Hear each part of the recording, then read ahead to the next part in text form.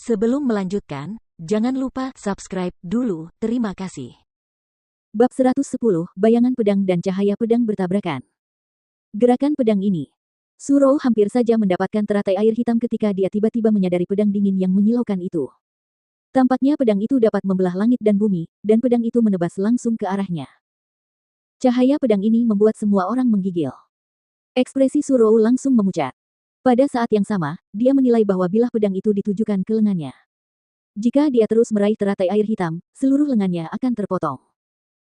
Baju sirahnya adalah teratai air hitam, Suro memilih yang pertama tanpa ragu. Dia menarik tangannya sambil mundur cepat.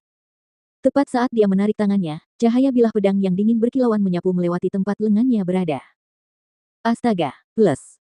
Menebas udara, cahaya bilah pedang itu berangsur-angsur memudar. Namun, retakan besar, puluhan meter panjangnya dan setengah meter lebarnya, muncul di permukaan Danau Quiet Moon.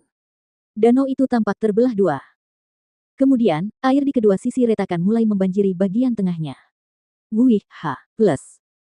Sosok yang lincah dan tak terkendali dalam balutan warna cian muncul tiba-tiba dan mengambil teratai air hitam yang diinginkan dengan uluran tangannya.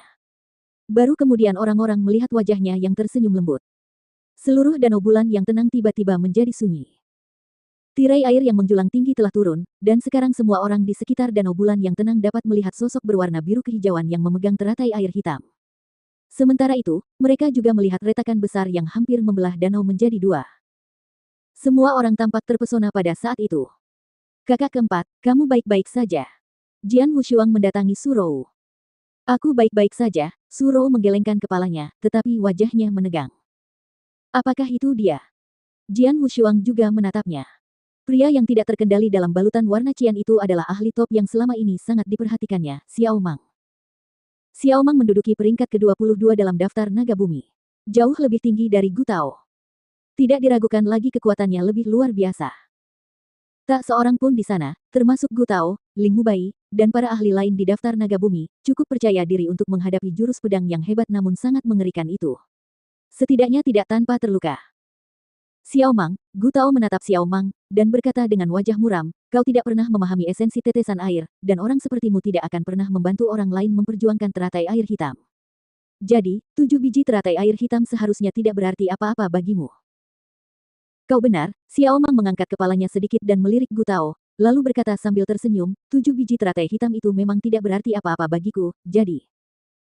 Sambil berbicara, Xiao Mang mengulurkan tangan dan mengambil 7 biji di bagian tengah teratai, lalu melepaskan genggamannya di hadapan orang banyak yang terkesima. 7 benih teratai hitam jatuh ke danau di bawah. Semua prajurit inti emas di sana terdiam. Mendapatkan teratai air hitam menggunakan kekuatan yang sangat kuat, lalu membuang bagian yang paling berharga, biji teratai, ke dalam air. Xiao Mang jelas-jelas tidak tertarik pada 7 benih itu. Benih-benihnya tidak berguna bagiku, tetapi aku bisa mendapatkan banyak manfaat dari teratai air hitam. Jadi, aku akan mengambil teratai itu. Ada yang punya masalah, kata Xiao Mang sambil melihat sekeliling. Mendengar apa yang dikatakan Xiao Mang, semua orang gembira. Dia hanya menginginkan bunga teratai, bukan bijinya. Gu Tao, Ling Mubai, dan pakar lain di daftar naga bumi terkejut. Benih teratai air hitam berguna untuk memahami hakikat tetesan air, tetapi bunganya sendiri sulit dimanfaatkan. Jadi, bunganya tidak dapat menarik satu pun prajurit inti emas di sana. Xiao Mang, kau boleh pergi sekarang karena kau sudah memiliki teratai air hitam, kata Gu Tao terus terang. Baiklah, kalian boleh pergi. Kami tidak akan menghentikan kalian, kata Ling Mubai dan para ahli lainnya di daftar naga bumi. Xiao Mang mengangguk, dan berbalik perlahan di bawah tatapan semua orang, tapi tiba-tiba. Wih, plus. Dua sosok menghalangi jalannya. Mereka adalah Jian Wushuang dan Suro. Jian Wushuang menatap Xiao Mang dan berbicara kepadanya, setengah tersenyum. Namun, kata-katanya yang tenang dan dingin membuat suasana kembali tegang. Maaf, aku juga tidak tertarik pada benihnya, tapi aku harus mengambil teratai air hitam. Apa yang dikatakan Jian Wushuang mengejutkan semua orang di sekitar Quiet Moon Lake. Apa yang coba dilakukan anak laki-laki itu? Siapa dia?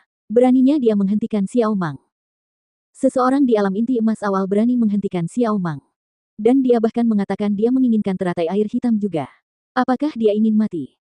Mayoritas prajurit inti emas di sana menganggap Jian Wushuang gila.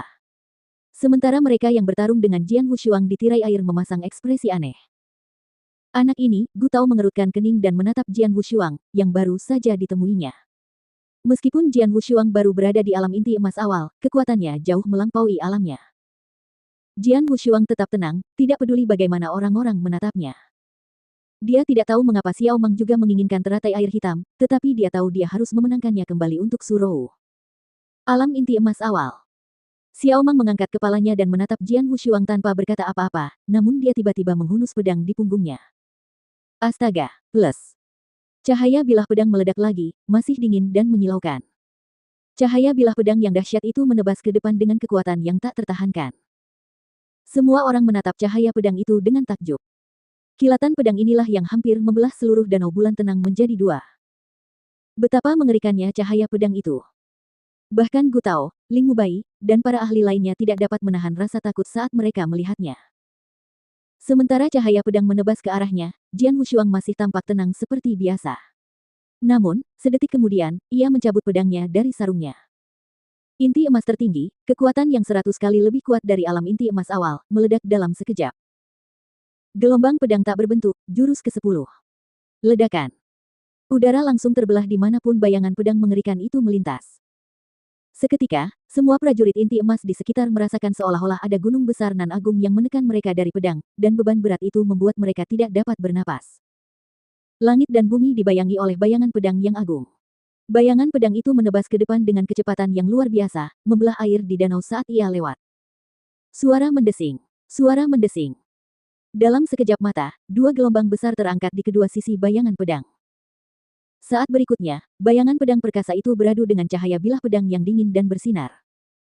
Rasanya seperti dua dunia berbeda bertabrakan. Langit terbelah dan bumi retak.